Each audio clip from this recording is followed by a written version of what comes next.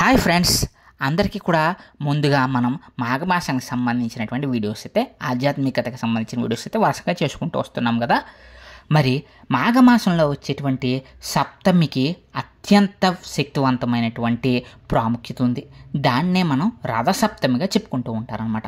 అంటే రథసప్తమి అనేది ఈ సంవత్సరం మరి రేపటి రోజున అంటే ఫిబ్రవరి 4వ తారీఖున వచ్చింది. మరి ఇంత అద్భుతమైనటువంటి ఈ యొక్క సప్తమి తిథిని రథసప్తమిగా చెప్పుకుంటూ ఉంటారు కదా.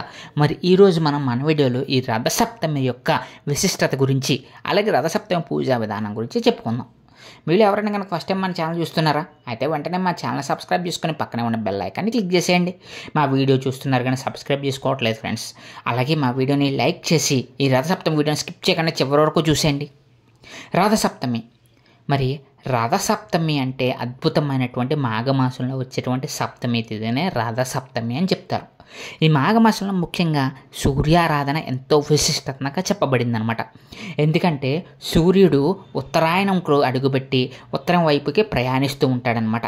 ఆ విధంగా ప్రయాణిస్తూ భూమికి అత్యంత చేరువులోకి అయితే రావడం జరుగుతుంది. ఈ మాసం నుంచే మీరు చూసుకున్నట్లయితే శివరాత్రి వస్తుంది కదా. ఈ శివరాత్రి తర్వాత నుంచి ఎలా ఉండదు చూసారా. సో మరి ఆ విధంగా సూర్యుడి యొక్క కిరణాలనేవి భూమికి అతి దగ్గరగా పడుతూ ఉంటాయి. అంటే సూర్యుడి యొక్క శక్తి అనేది యాక్టివ్గా ఉండి మనందరికీ కూడా మన దగ్గరలో వస్తుందన్నమాట. అందుకే ఈ సూర్యారాధన అనేది ఈ మాఘమాసంలో చెప్పారు. ఎంతో అద్భుతమైనటువంటి శక్తి వస్తుందని, సూర్యుడిని ఆరాధించిన, సూర్య నామస్మరణ చేసిన, సూర్య నమస్కారాలు చేసిన ఇవన్నీ కూడా ఎంతో ఆరోగ్యాన్ని ప్రసాదిస్తాయని చెప్తారనమాట. మరి అందుట్లో రేపటి రోజున ఈ యొక్క రథసప్తమి తిథికి ఎంతో అద్భుతమైనటువంటి విశేషాలు ఉన్నాయి. మనందరికీ తెలుసు, మనం ప్రతి సంవత్సరం ఎంతో అద్భుతంగా రథసప్తమి పూజ చేసుకుంటూ ఉంటారు. ముఖ్యంగా ఈ రథసప్తమి పూజకి ఏం కావాలి అని అంటే ముఖ్యంగా కావలసినటువంటి ఏంటి చెప్పనా, పొద్దుటే లేచి తలస్నానం చేస్తారు కదా. ప్రతి పండగకి తలస్నానాలు చేస్తారా, కానీ ఈ రథసప్తమి రోజున తలస్నానం చేసేటప్పుడు జిల్లేడు ఆకులు, ఏవైతే జిల్లేడు ఆకులు ఉన్నాయో అవి మరి తల మీద పెట్టుకుని తల స్నానం చేయాలంటే నీళ్లు పోసుకోవాలి. అలాగే రేగుపళ్ళు ఉంటాయి తెలుసు కదా మీకు. ఆ రేగుపళ్ళను కూడా మనం స్నానం చేసి వాటర్లో వేసుకుని అవి కూడా వాటితోటి తల స్నానం చేయాలన్నమాట. మేజర్ ఏంటంటే మనకి మీ దగ్గరలో గోదావరి ఉందనుకోండి, గోదావరి స్నానం చేస్తే ఇంకా అద్భుతం. ఆ గోదావరి స్నానంలో కూడా మీరు జిల్లేడాకులు తీసుకెళ్ళి అద్భుతంగా నదిలో మునిగొచ్చారనుకోండి, మీ శరీరం మొత్తం కూడా హ్యాపీగా శుద్ధి అవుతుంది, అలాగే యాక్టివేట్ అవుతుంది అనమాట. మరి ఆ విధంగా చేసేటువంటి రథసప్తమికి ఎంతో ప్రాముఖ్యత ఉందన్నమాట. అలాగే పైన చెప్పిన విధంగా శాస్త్రాల పురాణాల ప్రకారం ఈ విధంగా స్నానం చేసిన తర్వాత మరి మనకి నెక్స్ట్ చేయవలసింది ఏంటో చెప్పనా, సూర్యారాధన అంటే సూర్య నమస్కారం. పొద్దుటే ఉదయిస్తున్నటువంటి సూర్యబింబాన్ని చూస్తూ కనీసం ఈ ఒక్కరోజైనా, మాఘమాసంలో ప్రతిరోజు చేయలేకపోయినా పర్వాలేదు, కనీసం రథసప్తమి రోజున కనీసం సూర్యబింబానికి నమస్కారం చేయాలి. అంటే సూర్య నమస్కారాలు చేయాలన్నమాట. ఆ విధంగా చేస్తే అప్పుడు మీకు సూర్యుడికి ఉన్నటువంటి ఆ యొక్క యాక్టివేట్గా ఉన్నటువంటి ఆ యొక్క శక్తి అనేది మనకి కలిగి ఎంతో కొంత మనకి ఆరోగ్యాన్ని అయితే వృద్ధి చేస్తుందండి. మీ యొక్క ఆరోగ్య సమస్యలు అయితే తీరుతాయి. అలాగే సూర్య నమస్కారం పొద్దుటే చేసుకుంటారా. ఆ తర్వాత మరి సూర్యుడికి ఎదురుగా అంటే సూర్యకిరణాలు మీ ఇంటి గుమ్మం వైపు పడుతున్నాయి అనుకోండి, మీ డోర్ తీయగానే సూర్యకిరణాలు అనేవి మీకు మీ గుమ్మంలోకి వచ్చేస్తున్నాయి అనుకోండి. అప్పుడు ఏం చేస్తారంటే మనకి సంక్రాంతికి భోగి పిడకలు చేసుకుంటారు తెలుసు కదా. ఆ భోగి పిడకలతో పేర్చి, అంటే భోగి పిడకల్ని కింద పేర్చి నేల మీద, ఆ నేల మీద భోగి పిడకలను అంటించి, ఆ నేల మీద భోగి పిడకలను అంటిస్తారు కదా. అంటించినప్పుడు దాని మీద భోగి పిడకల మీద ఏం చేస్తారు అని అంటే అద్భుతమైనటువంటి సూర్యనారాయణమూర్తికి ఎంతో ఇష్టమైనటువంటి ప్రసాదం రథసప్తమి రోజున పరమాన్నం అనమాట. మరి ఆ విధంగా ఆ యొక్క పొయ్యిని భోగి పిడకలతో పొయ్యిని వెలిగించి ఆ యొక్క పొయ్యి మీద పాలు పొంగించి, అంటే ఆవు పాలు ఉన్నాయనుకోండి, 1 లీటర్ పాలు తీసుకున్నారనుకోండి, దాన్ని మరిగించి ఆ పాలు పొంగాలన్నమాట. పాలు పొంగిన తర్వాత ఏం చేస్తారనంటే అందులో బియ్యం వేసి పరమాన్నం చేయాలి. ఆ పరమాన్నం కూడా మీరు గరిటెతో తిప్పకూడదండి ఈరోజు. మరి చెరుకు గెడని ఉపయోగించాలన్నమాట.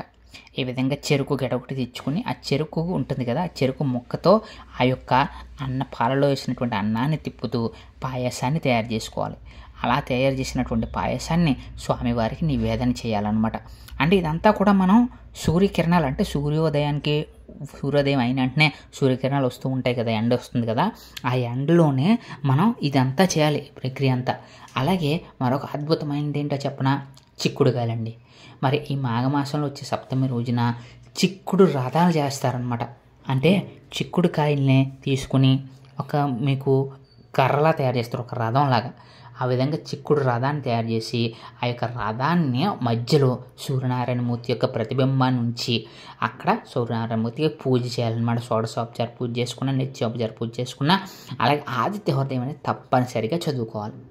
ఈ విధంగా మనకి అద్భుతమైనటువంటి ఈ యొక్క పూజలో మీరు వాడేటువంటి అద్భుతమైనటువంటి ఈ యొక్క ప్రక్రియ ఏంటంటే ఇది. ఈ విధంగా మరి చిక్కుడు కాయలతోటి ఆ విధంగా రథం చేసి పూజ చేస్తారా. ఆ తర్వాత ఆ యొక్క చేసిన ప్రసాదాన్ని మనం ప్లేట్లో పెట్టుకుంటారు కదా నార్మల్గా, కానీ ప్లేట్స్ వాడకూడదు. చిక్కుడు ఆకులు ఉంటాయి, అంటే చిక్కుడుకాయ యొక్క చెట్టు ఉంటుంది కదా, చిక్కుడు పాదు యొక్క ఆకులు ఉంటాయి కదా, ఆకులు ప్రసాదాన్ని తీసుకోవాలి. ఆ విధంగా తీసుకున్న తర్వాత ఇంటిళ్ళ పాది తినాలన్నమాట. దేవుడి యొక్క ప్రసాదం చిక్కుడు ఆకుల్లో ఈ యొక్క ప్రసాదాన్ని తయారు చేసింది, ఆ యొక్క చిక్కుడు ఆకుల్లోనే ఆ ప్రసాదాన్ని తినాలి. మరి ఈ విధంగా అద్భుతమైనటువంటి సూర్యారాధన చేసిన తర్వాత ఈ యొక్క పూజ మీరు చేసి చూడండి, ఎంతో అద్భుతంగా మీకే అనిపిస్తుంది అనమాట. అంటే మన ప్లేట్లు లేకపోతే పొయ్యే గ్యాస్ స్టవ్లు ఇవన్నీ కాకుండా, అంటే ప్లేట్లు ఇవన్నీ గ్యాస్ స్టవ్ మీద వంట వండాలి ఇవన్నీ కాకుండా భోగి పిడకల మీద వండి, అలాగే అద్భుతమైనటువంటి ఆ యొక్క నైవేద్యాన్ని స్వామివారికి ఎంతో ఇష్టంగా సూర్యారాధన చేసుకుంటూ సూర్యకిరణాలు మన మీద పడుతూ ఉన్నప్పుడు ఆ యొక్క వంట చేశారనుకోండి, ఎంతో అద్భుతం అనిపిస్తుంది. అదే ఈ యొక్క రథసప్తమి యొక్క పూజ విధానం అన్నమాట. ఆ విధంగా మీరు సూర్యుడి వెలుగులో పూజ చేసుకుని అలాగే వంట చేసి స్వామివారికి నైవేద్యం సమర్పించిన తర్వాత మీకు అత్యంత అద్భుతమైనటువంటి సూర్యస్తుతి చేసుకోవచ్చు. ఆదిత్య హృదయం కానీ, సూర్యాష్టకం కానీ ఇవన్నీ కూడా మీరు ఎంతైనా మీరు చేసుకోవచ్చు అనమాట. రోజంతా కూడా సూర్య నామస్మరణ చేసుకోవాలి, సూర్యారాధన చేసుకోవాలి. ఈ విధంగా మీరు ఒక్కసారి చేసి చూడండి, ఒక్క సంవత్సరం, అట్లీస్ట్ ఈ సంవత్సరం చేసి చూడండి. రేపటి రోజున మీకు ఎంత అద్భుతంగా అనిపిస్తుందో, మీ జీవితంలో అద్భుతమైన మార్పు వస్తుంది, మీకు ఆరోగ్యం మెరుగుపడుతుంది. మెయిన్ ఏంటంటే ఆరోగ్యానికి సూర్యుడు అది దేవతగా చెప్తూ ఉన్నాయి పురాణాలన్నీ. సూర్యుని కనుక ఆరాధిస్తే సకల రోగాలు పోతాయి. చర్మ వ్యాధులు ఉన్నాయా మీకు? అయితే ఆ చర్మ వ్యాధులు తగ్గాలంటే ఏం చేయాలో తెలుసా? సూర్యకిరణాల ముందు పొద్దున్నే సూర్యుడి కిరణాలు వస్తాయి కదా, ఆ కిరణాల ముందు నుంచోండి, కాసేపు అలా వాకింగ్ చేయండి, లేకపోతే సూర్యుడిని నమస్కరిస్తూ ఆ యొక్క కిరణాలు మీ మీద పడేలా చేయండి. మీకు ఆ చర్మ వ్యాధులు తగ్గకపోతే నన్ను అడగండి. డెఫినెట్గా మీకు ఆ యొక్క చర్మ వ్యాధులన్నీ కూడా సూర్యారాధన చేస్తే తగ్గిపోతాయి. అలాగే దీర్ఘకాలిక వ్యాధులు కూడా మీరు ఆదిత్య హృదయాన్ని కనుక పారాయణ చేసుకున్నారనుకోండి, డెఫినెట్గా మీకు దీర్ఘకాలిక వ్యాధులు తప్పకుండా తగ్గుముఖం పడతాయి అన్నమాట. మరి ఈ విధంగా ఒకటి కాదు, రెండు కాదు, మన ఆరోగ్యానికి మించింది ఏముంటుంది చెప్పండి? ఆరోగ్య ప్రదాత అని అంటారు సూర్య భగవానుడిని. ఎందుకు అనంటే మన ఆరోగ్యం, శరీరంలో ఉన్నటువంటి అనారోగ్యాన్ని తొలగించేటువంటి శక్తి సూర్యుడికి మాత్రమే ఉంది.